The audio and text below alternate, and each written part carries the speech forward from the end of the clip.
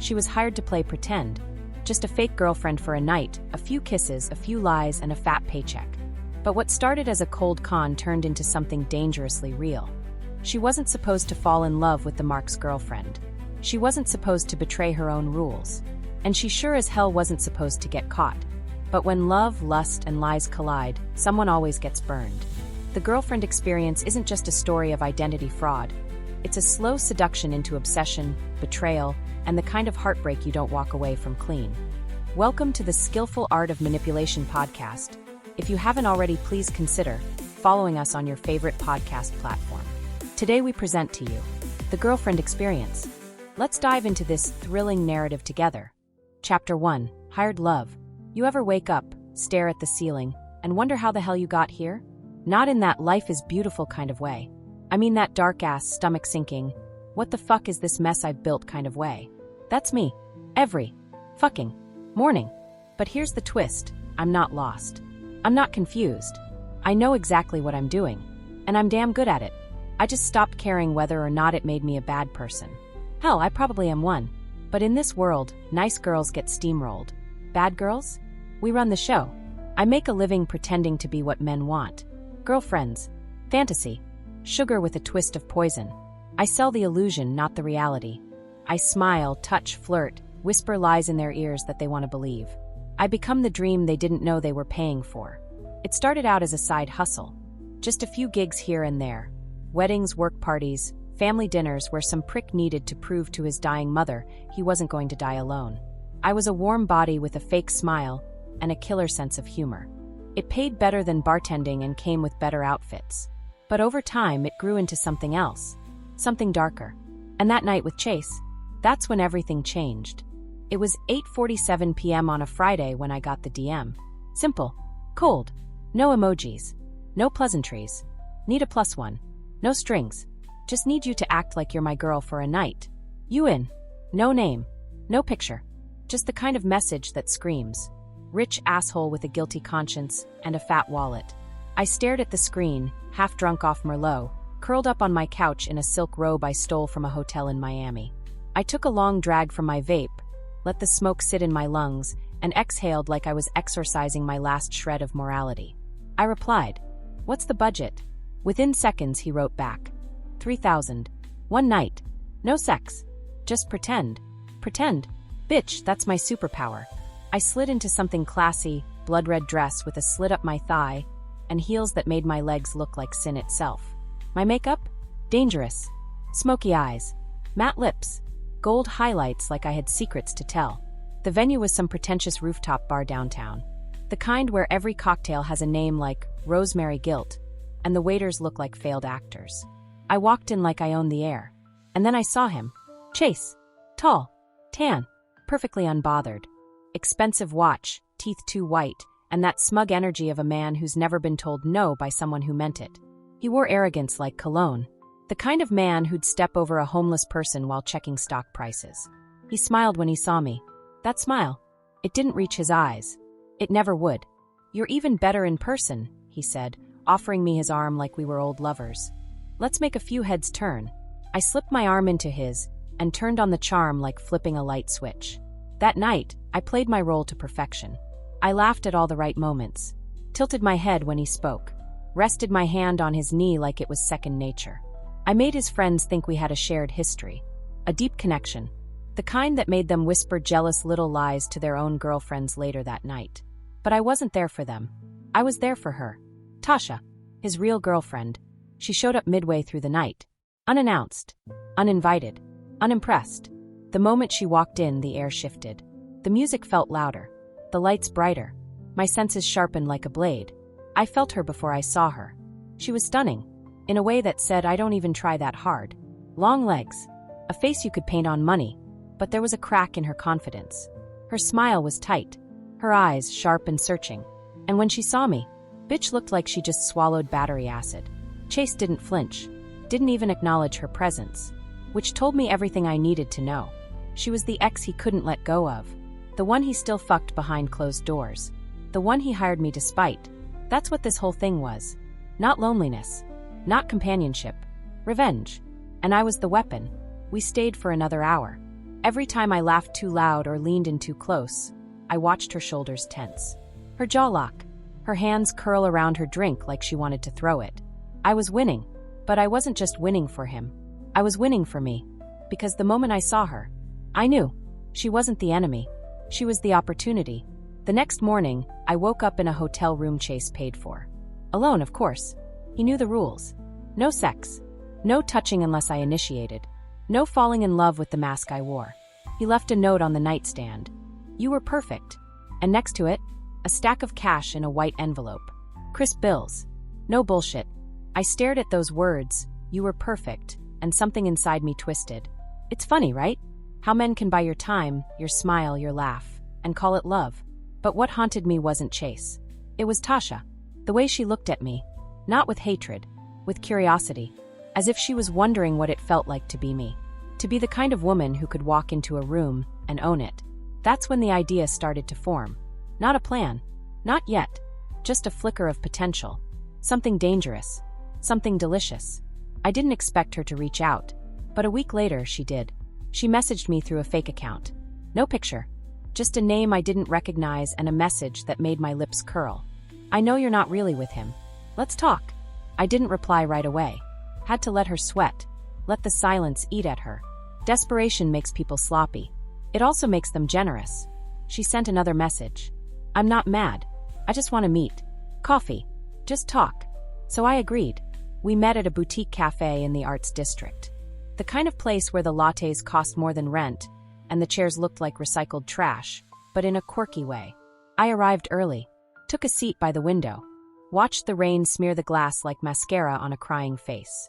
When she walked in, she looked like every woman who's ever been fucked over by a man and still wasn't ready to admit it. Her heels clicked like accusations. Her coat was designer. Her eyes, still hollow, still lonely. She sat down across from me, ordered chai like she needed comfort, and stared at me like I was a riddle she couldn't solve.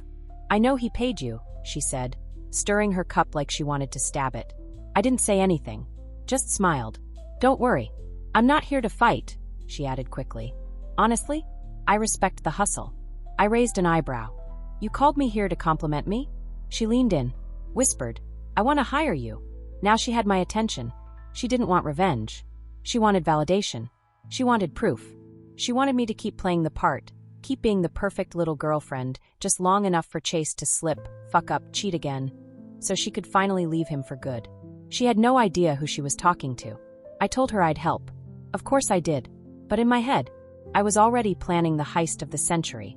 Because this wasn't just about pretending anymore. This was about becoming. Becoming the woman she wanted to be.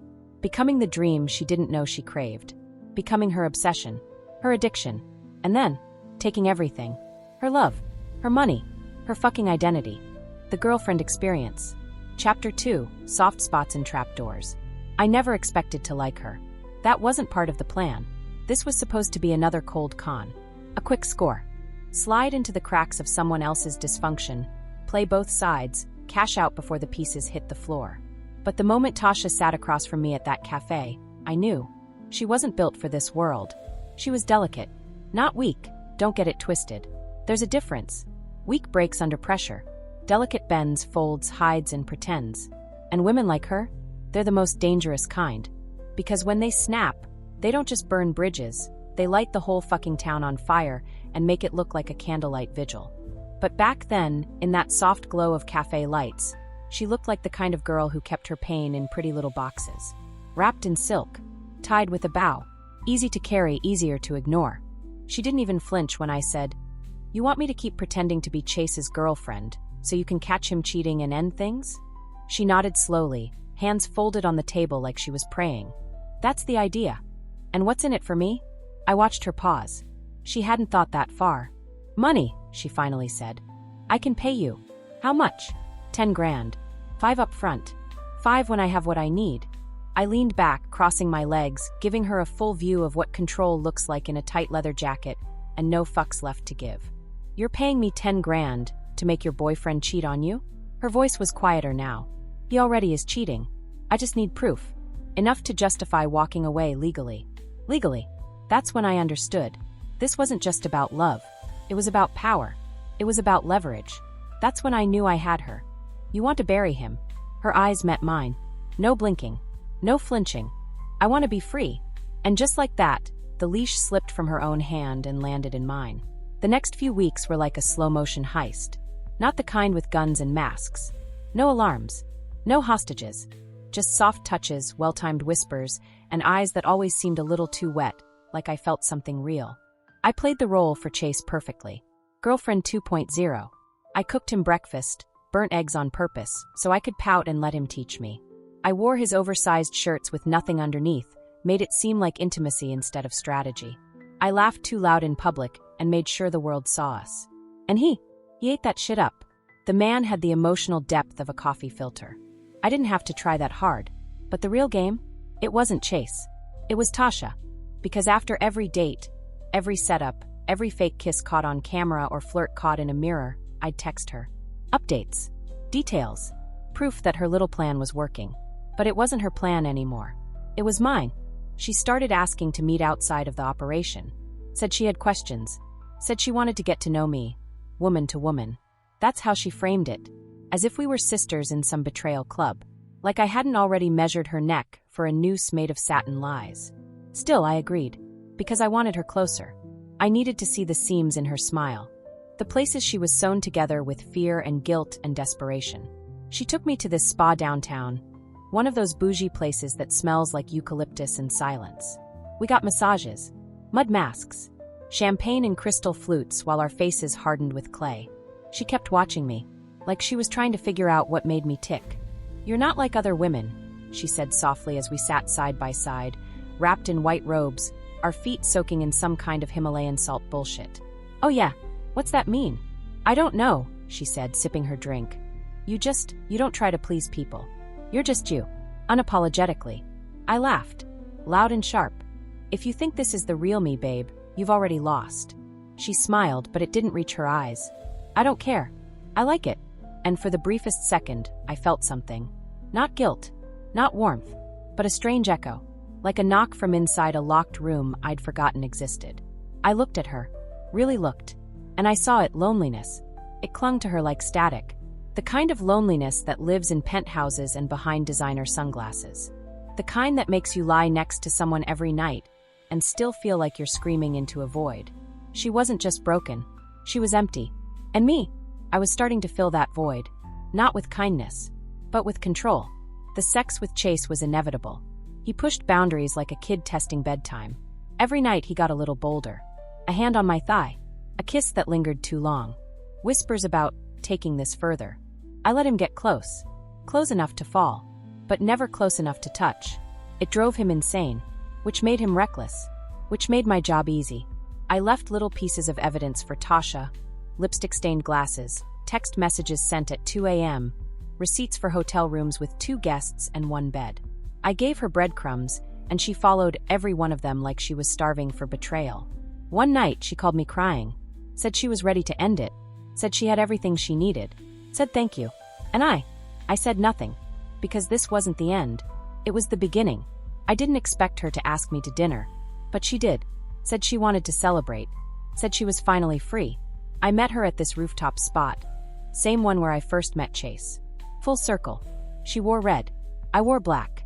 Together, we looked like sin and sorrow sipping wine under string lights. We talked for hours. Not about him. About us.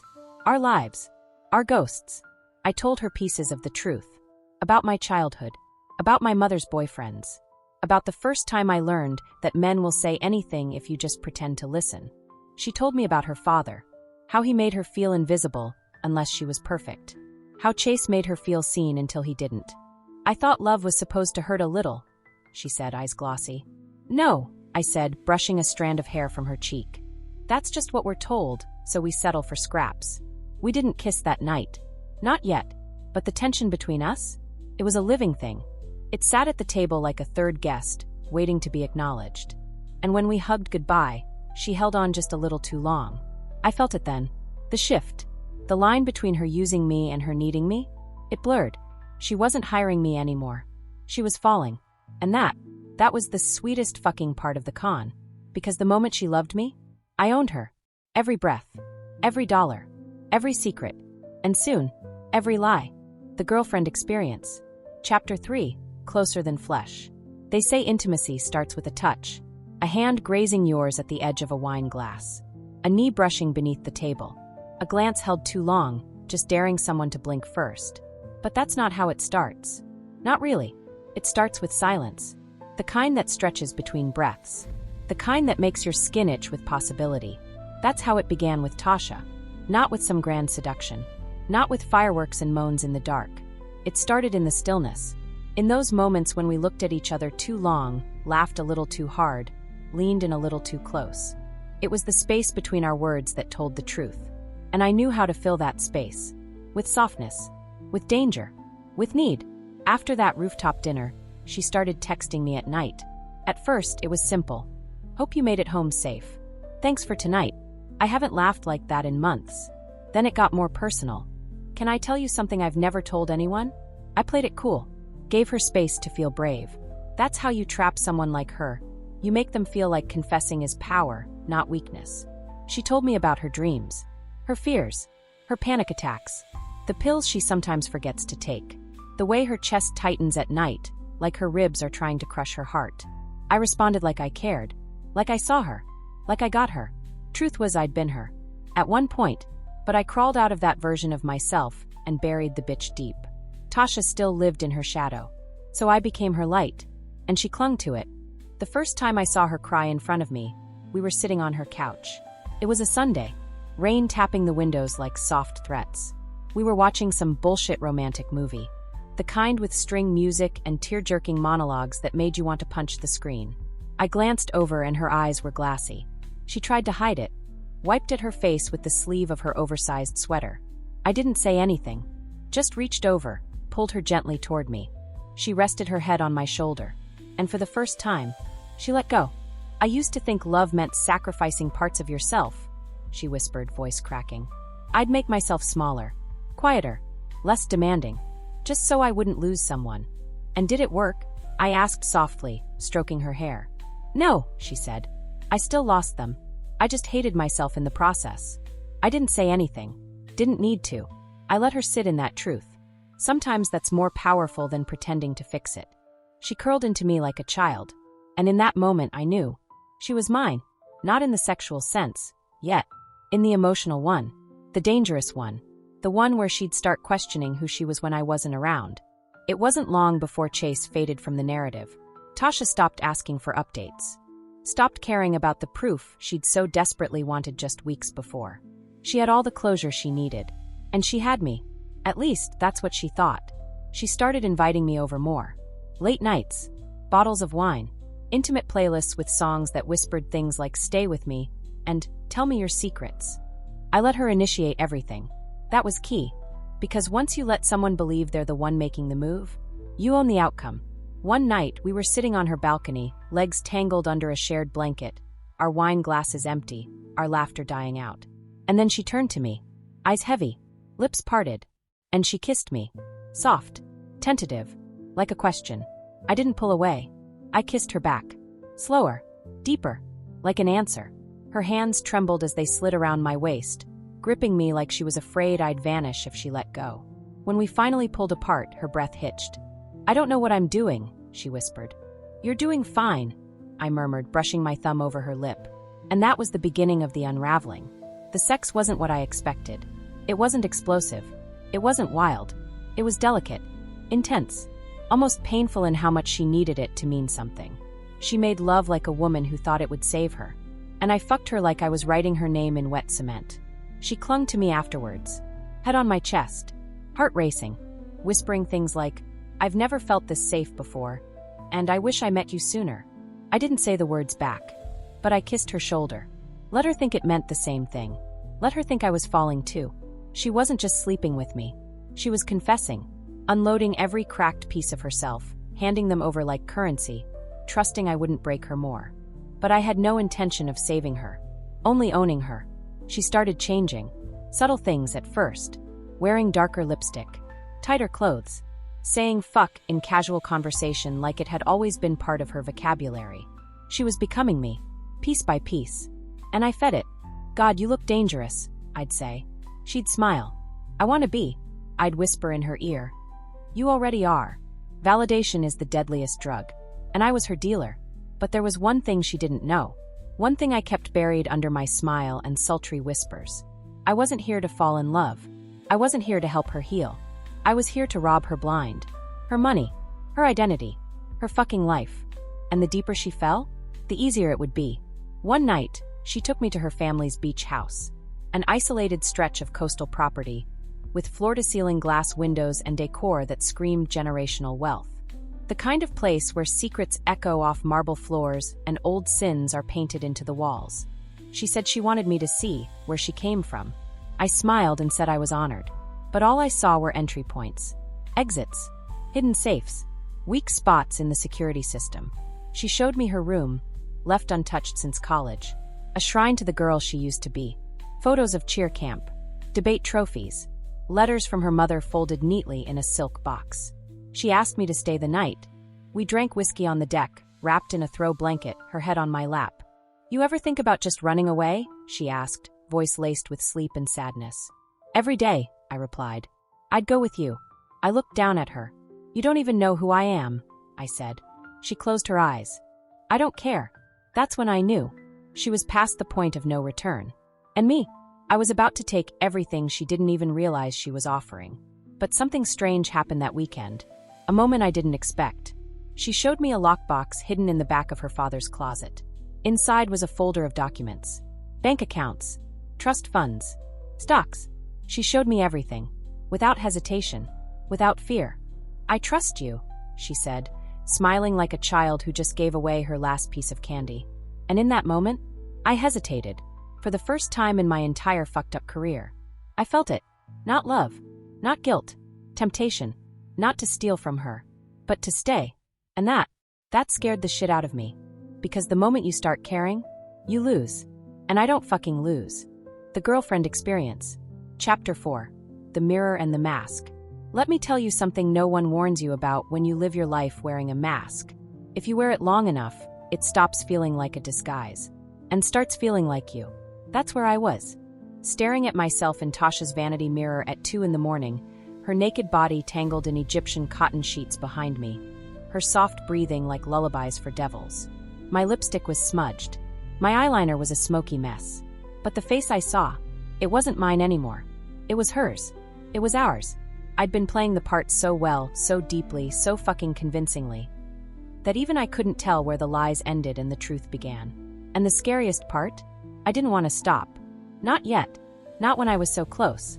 The morning after the beach house trip, everything changed. Tasha was different. Lighter. Brighter. Like some invisible weight had been lifted from her spine and replaced with something delicious. Hope. She made breakfast barefoot, humming. Hair messy. Skin still glowing from the hours I'd spent worshipping it the night before. And me. I sat on a bar stool in one of her hoodies, sipping coffee I didn't even want. Because while she was dancing in the sunshine of whatever new reality she thought we were building, I was planning my escape, and my exit strategy had to be flawless. See, here's the thing about robbing someone who loves you. You can't just vanish. You have to haunt them. Leave just enough of yourself behind to twist the knife, to make them question if they ever really knew you at all. It's not about the money. It's about the mark. You want to stain their memory so deeply that even years later, they can't fuck someone new without thinking about your lips. Tasha wasn't ready for that. But I was. Over the next few weeks, she gave me access to everything. Keys to her penthouse. Her phone passcode. Her fucking banking app. She trusted me like I was some divine savior sent to heal all her past traumas with good pussy and better lies. And I leaned into it. Told her I was looking for a fresh start. Said I was done with the scene, the fake gigs, the transactional bullshit. That all I wanted was her. The way her eyes lit up when I said it? Fucking tragic. But that was the power of the mask. The more you convince them you're the cure, the easier it is to become the disease. One night, we were curled up on her couch, half watching some mindless rom-com, when she asked the question I'd been waiting for. What if I put you on my account? I pretended not to hear her. What? I mean, like, what if I added you to my bank account? Not for anything serious. Just for, emergencies. Stuff like groceries. Or if you ever needed something and I wasn't around. I stared at her like she'd just offered me her soul on a silver fucking platter. You'd do that? She nodded, fingers brushing mine. You've given me so much. I want to give something back. And just like that, the vault was wide open. She didn't know it, but her entire life was now resting in the palm of my hand. Her finances, her passwords, her love. And all I had to do was decide how to tear it all apart. But then something unexpected happened. I started dreaming about her. Not the way I usually do about Marks, cold, clean, calculated. These dreams were messy, sticky, emotional. We were holding hands at an amusement park, kissing on a boat, whispering secrets under covers like high school girls in love. I'd wake up sweating, heart pounding, choking on emotions I didn't even want to name. It was pissing me off, because I don't do feelings. Feelings get you caught. Feelings make you hesitate. And hesitation? That's how you end up broke, heartbroken, or in jail. But it wasn't just the dreams. It was everything. The way she smiled when she saw me. The way she reached for me in her sleep. The way she said my name like it was sacred. And the worst part, I started wanting it, craving it. Not the sex, not the stuff. Her. I started imagining what it would feel like to stay. To be hers for real. No angles. No exits. No endgame. It was a dangerous thought. So I killed it. Or at least I tried. I started pulling back, just a little.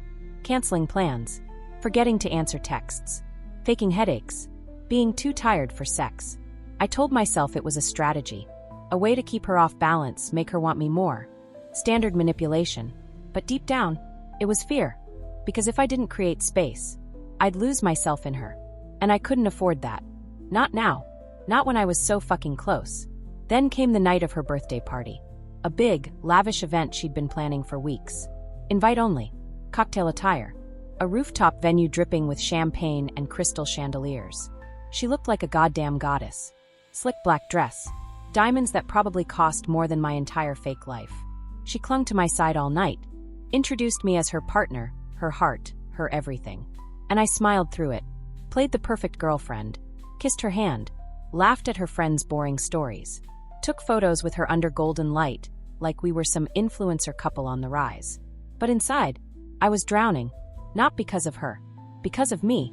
Because every second I stood there wrapped in her love, her trust, her fucking sincerity, I felt like a fraud in my own skin. I slipped away mid-party. Went to the balcony. Lit a cigarette even though I don't smoke. Just needed something to hold. That's when I saw Chase. Yeah, fucking Chase. Slick back hair. That arrogant smirk. Holding a drink like he owned the world. He spotted me. Walked over, smug as ever. Didn't expect to see you here, he said. I didn't answer. Guess you upgraded, huh? From me to her. Gotta say, you've got a type, rich and dumb. Go fuck yourself, I snapped. He chuckled. Touchy. Then he leaned in close. But you know she's gonna find out, right? I clenched my jaw. She's not stupid. Eventually, she'll start asking questions. And when she does, what's your move, sweetheart? I stared at him. Hard. Cold. You think I don't have a plan? He laughed. Oh, I know you do. But I also know you. You're slipping. Getting soft. He tapped his glass against mine. Watch your heart. It's showing. And with that, he walked away.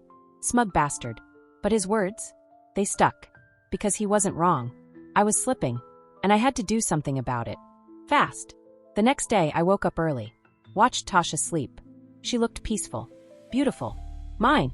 But also dangerous. Because the deeper she fell for me, the more I started to fall into her too. And that couldn't happen. Not now. Not ever. So I made a decision. One final act. One clean break. One perfect betrayal. She handed me her world with open arms. And now, I was going to shatter it. Not because I hated her. Not because I wanted her to suffer.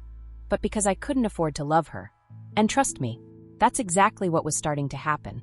So before it swallowed me whole, I had to disappear. But not without taking everything. Chapter 5, Cracks in the Fantasy. You don't just walk away from a con like this. You peel yourself out of it. Layer by layer.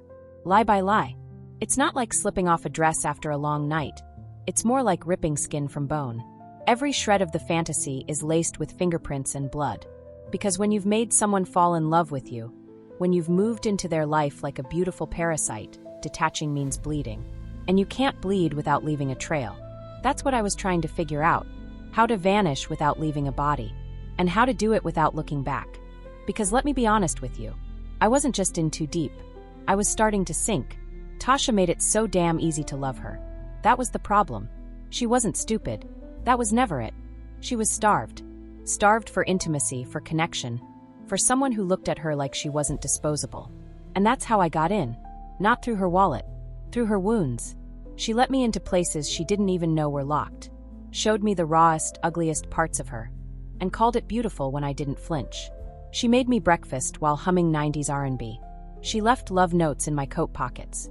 She asked me questions no one else ever cared enough to ask. About my past, my pain, my real name. I never gave it to her. Not because I didn't trust her, but because if I told her, I'd never be able to lie again. And I needed the lie more than I needed her love. Or at least, that's what I kept telling myself. The week after her birthday party, everything changed. I started stealing. Not money. Not yet. Information. I went through her drawers while she showered. I checked her browser history. Photographed every document in her filing cabinet, bank statements, tax forms, property deeds. I memorized alarm codes, learned which friends were trustworthy, which ones would turn on her with a whisper. And she never suspected a thing. Because love makes you blind. And trust. It makes you fucking stupid. Still, every night I laid beside her, staring at the ceiling, I started to wonder. Was this what normal felt like? Was this what people meant when they talked about being seen? Because she saw me. Not the version I sold to rich men and lonely women. Not the curated mask of sexual control and dangerous charm. She saw the shadows behind my eyes. The fear I wore like perfume. And she didn't run. That made her dangerous. So I started pushing her away. Subtly. Emotionally. Like removing bricks from a dam, one at a time. I picked fights over nothing. Got cold during sex. Claimed I was tired. Stressed. Needing space. I canceled dates last minute. I left her unread messages hanging for hours, sometimes a full day. And it worked. She got confused. Insecure. Which is exactly what I needed. The more she questioned herself, the less she'd question me. That's the trick, really. Make them blame themselves for the collapse you're orchestrating. But the problem with softening someone? Sometimes they soften you right back. There were moments I forgot what I was doing. When I'd see her curled up on the couch, barefoot in one of my hoodies, hair tied in a lazy bun, face glowing from nothing but laughter. And I'd feel it. That ache. That yearning for something real. I'd imagine a world where I stayed. Where we built something. Where I wasn't a liar, a thief, a manipulator. But then I'd remember who I was. Who I've always been. And I'd shut it down. Hard. Because emotions like that, they're poison in my line of work. Then came the night, everything started to unravel. It was late. I was alone in her condo. Tasha had flown out to Miami for a charity gala. The kind of event that reeked of generational guilt and overpriced champagne. I had the place to myself. A full 3 days. I told her I needed to clear my head. She thought I meant emotionally. But I meant literally. I tore through her office. Cracked open the lockbox she thought was hidden beneath her old yearbooks. Inside were all the keys, USB drives, signed contracts, private folders labeled with names I didn't recognize. Offshore accounts, corporate holdings, insurance policies with her name on them, and chases. That's when I realized. This wasn't just a breakup. This was warfare. She hadn't just wanted me to help her catch Chase cheating. She wanted me to help her destroy him. Legally, financially, personally. The problem? I was already halfway to destroying her too. But now, I wanted it all. I wanted Chase's blood money. I wanted Tasha's clean wealth. I wanted to wipe both of them out and walk away untouched. And for the first time in a long time, I had the tools to do it. That night, I made a copy of everything. Encrypted files, passwords, signed power of attorney documents, video footage of Tasha talking shit about her family, about Chase, about her lawyers. I stored it on a remote drive, hidden in plain sight, a safety net, just in case things went sideways. Because that's the thing with cons. They always do. Eventually. And I could feel it. The walls were closing in. I started noticing strange behavior. People watching me too long in coffee shops. A black SUV parked near the condo for hours without moving. Tasha's friends getting distant. Cold. Whispers in corners when I walked into rooms. It wasn't paranoia. It was a signal. Something had shifted. Someone was watching. And not just me. Tasha too. Which meant it was time. Time to cash in. Time to disappear. Time to burn this entire beautiful lie to the ground. But then, she came home early. I was in her office, files spread across the desk, USB drive in hand, when the front door clicked open. Babe! Panic hit me like a car crash. I scrambled to shove everything back in place. Closed drawers, hid the drive under a stack of mail, smoothed my hair in the mirror, and adjusted my face like a mask slipping into position. She walked in, suitcase rolling behind her, cheeks flushed from travel, eyes sleepy but glowing. "I missed you," she said, dropping her bag. I kissed her. Hard. To cover my shaking hands. To distract her. To silence the screaming alarm going off in my head. We made love on the living room floor. Fast. Desperate. Sweaty. Afterwards, she fell asleep on my chest. I stared at the ceiling, counting seconds, waiting for the crash. Because I knew, without a doubt, she saw something. She knew something. She wasn't stupid. She'd never been. And if I was going to pull this off, I had to move now. Not tomorrow. Not next week. Now. Because love was never the plan. But betrayal? That was always the end game. And I was about to play my final hand. The only question left was who would fall first. Me or her? Chapter 6. The Breaking Point. I've always said the best lies are the ones wrapped in just enough truth to taste familiar. They slide down smooth, stick in the throat, make you wonder if maybe you were just wrong, if maybe you imagined everything. That's how you keep people in love. That's how you keep people loyal. But when a lie gets too big, too thick, too heavy, it doesn't slide anymore. It chokes. And I was choking, not because I was caught, not yet, but because I had lost track of which version of myself was real. The manipulator, the lover, the thief, the woman who kissed Tasha's lips at night and told herself it was all part of the con. Except it didn't feel like a con anymore. It felt like gravity, and gravity doesn't negotiate.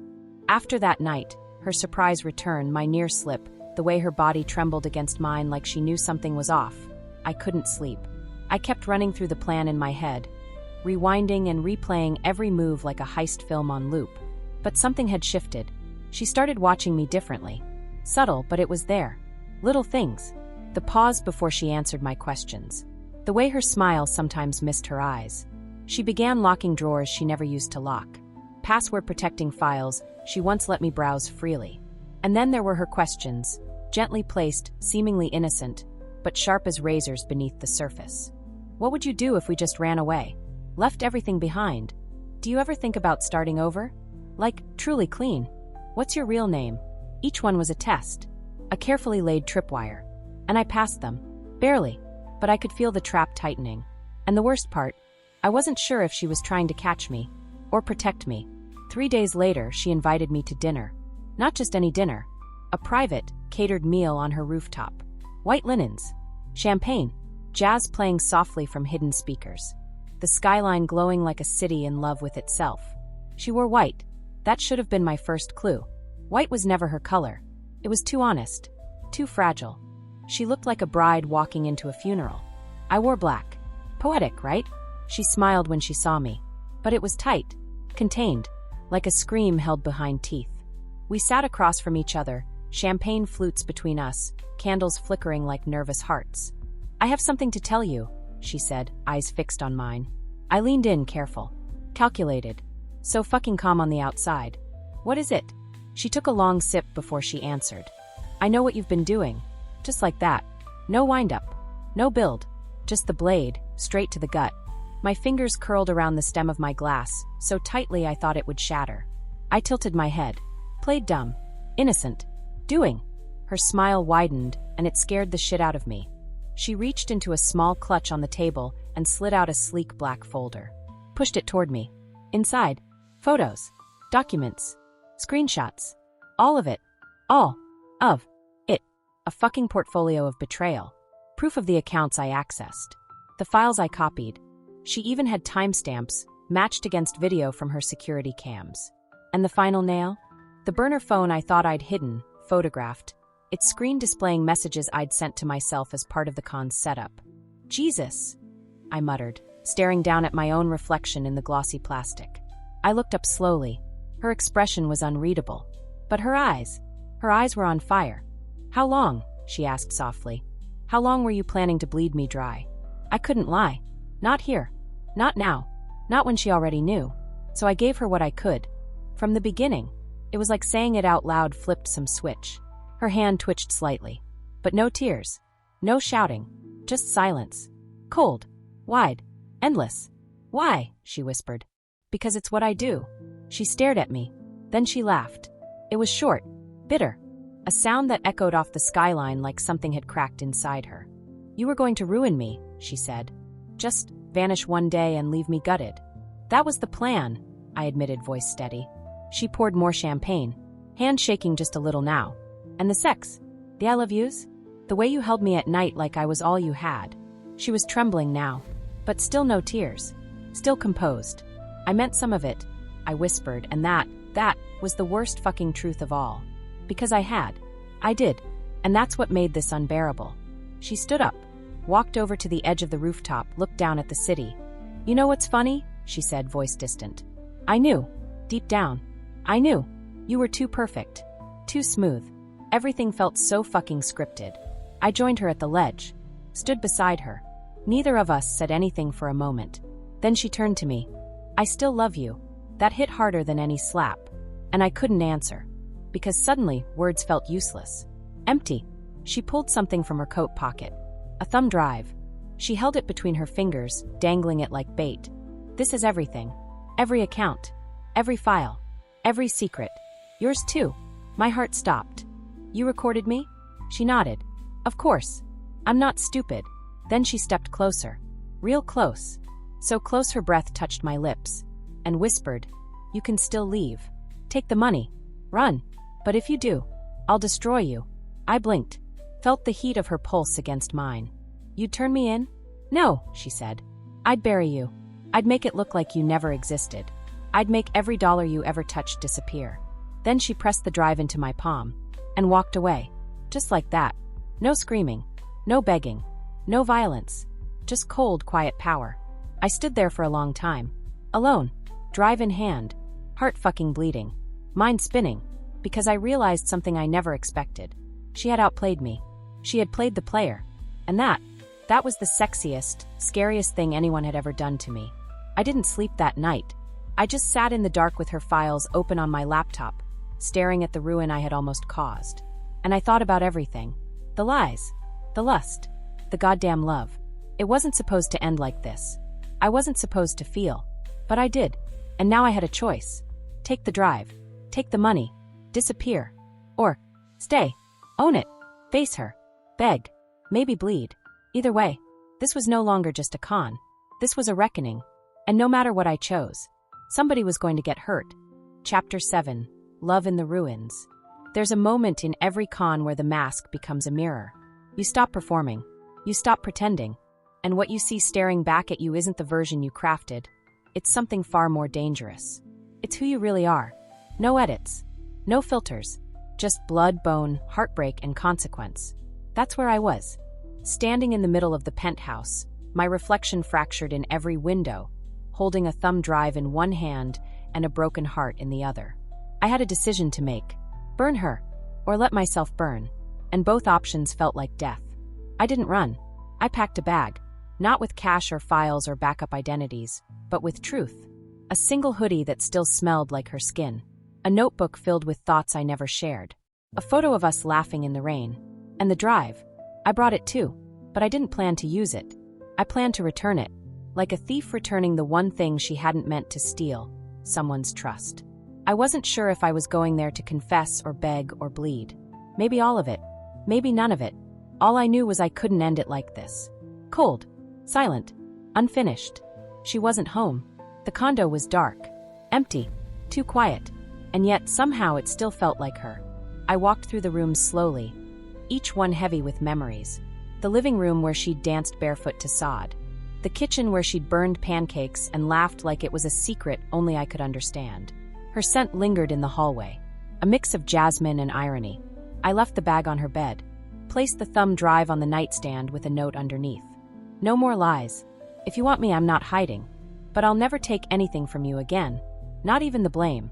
Then I walked away. Every step felt like tearing skin from soul. I didn't look back. Couldn't. Because if I did, I'd break. And I needed to stay whole. At least until she decided whether I was worth shattering for. A week passed. No call. No text. Nothing. It was hell. I moved into a cheap motel off the freeway. Just me, a bed that creaked like guilt, and a minibar full of regret. I stared at the ceiling most nights, replaying every moment with her. Every laugh, every moan, every breath that felt too real to be fake. I cried, for the first time in years. Not because I lost the con, but because I lost her.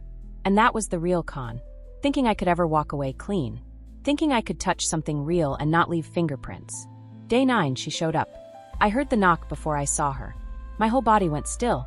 The air thickened. My lungs forgot how to work. When I opened the door, there she was, standing in the motel hallway in a black coat, hair pulled back, eyes swollen but blazing. She didn't say anything, just looked at me like I was a puzzle she couldn't quite finish. Then she stepped inside, closed the door behind her, stood there in silence. I watched her carefully, afraid to speak, afraid that if I did, the moment would shatter. Finally, she broke it. You left everything.